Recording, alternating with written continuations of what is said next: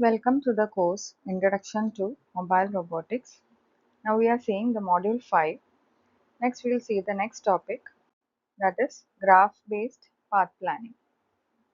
Now that we understand what path planning is, let us see how it is mathematically implemented. In graph-based planning, we transform the physical environment into a graph structure. Imagine each free cell in the map becoming a node. If two cells are neighbors and the robot can move between them, we connect them with an edge. Each edge has a cost. That cost might represent physical distance, travel time, or energy consumption. So, what we are really doing is converting a navigation problem into a shortest path problem in graph theory.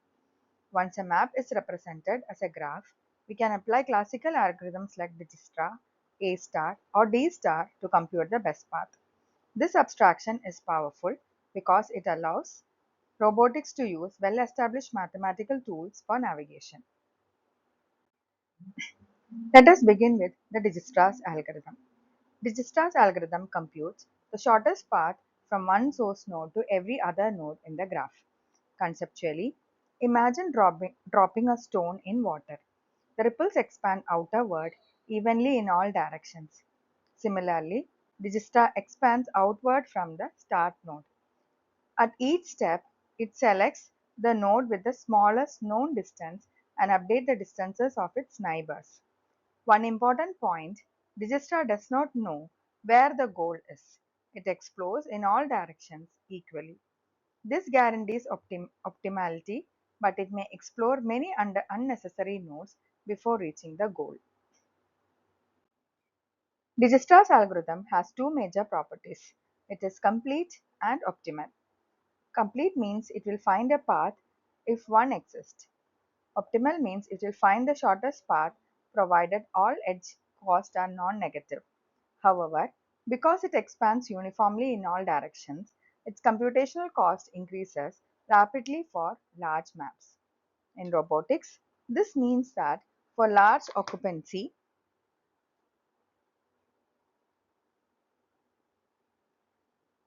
grids, Dijkstra may become slow. So while it is mathematically elegant and guaranteed to work, it is not always the most efficient choice for goal-directed planning.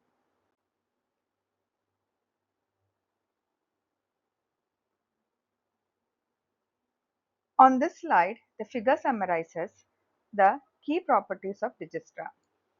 It highlights that the algorithm solves a single source, shortest path problem. That means from one starting node, it computes the shortest distance to every other node in the graph. It also works for both directed and unidirected graphs, provided the graph is connected. In robotics, we usually do not need distances to all nodes. We stop once the goal node is finalized. But internally, the algorithm behaves as if it is solving for all nodes. This slide reinforces that Dijkstra is a general purpose shortest path algorithm.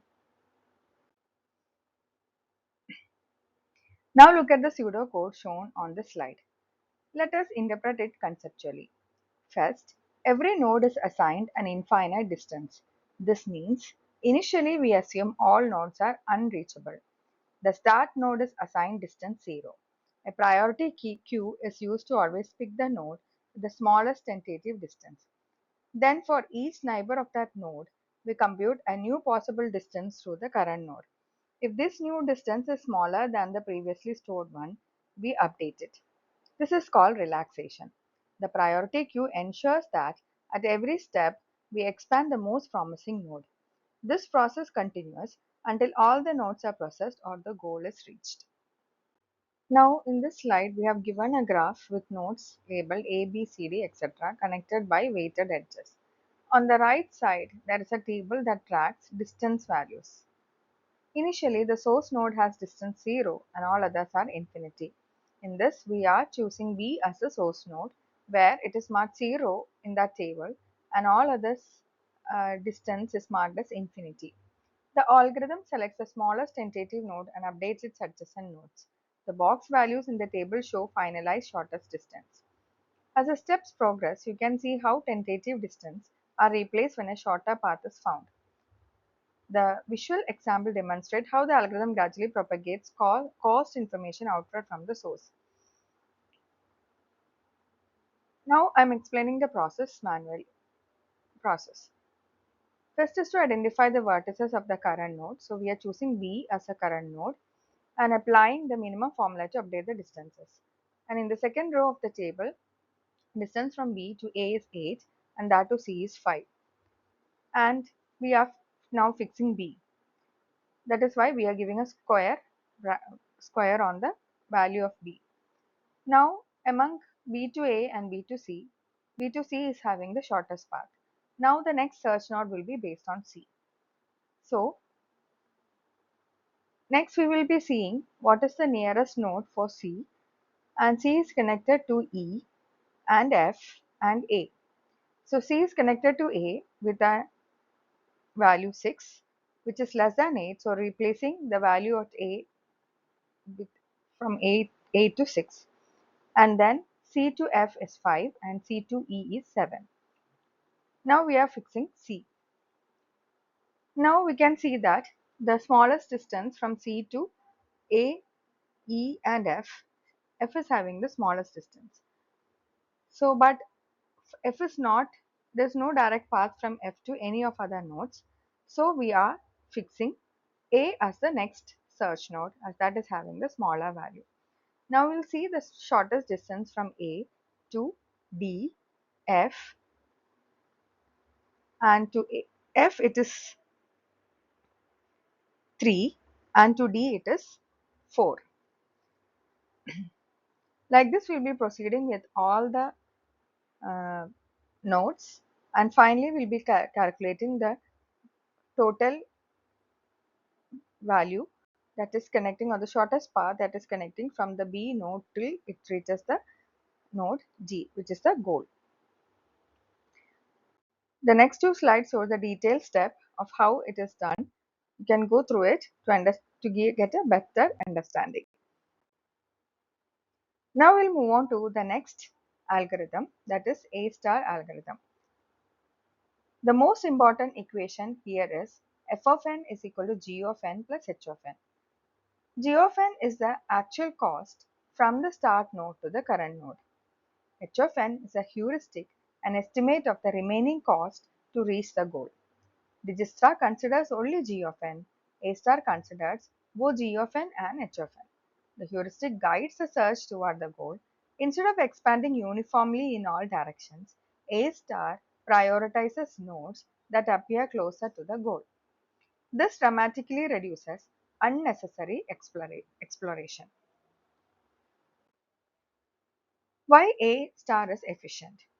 The efficiency of A star depends on the heuristic.